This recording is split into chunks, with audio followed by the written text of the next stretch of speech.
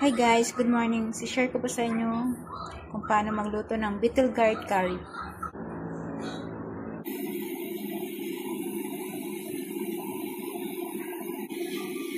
Mustard seed, cumin seed, onion, garlic,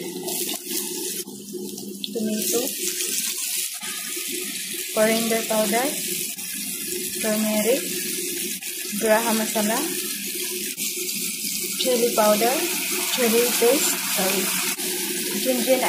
ginger and garlic paste. Ilagay na po natin yung ating beetle gourd guys.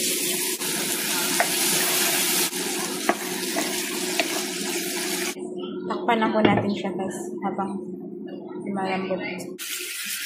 Lagay po natin yung ating dal.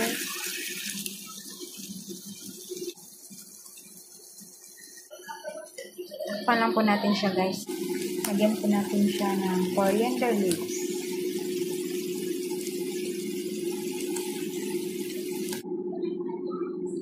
Beetle gourd curry with dal is ready to serve. Off na po natin siya guys.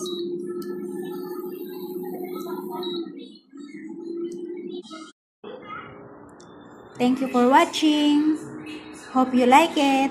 Bye!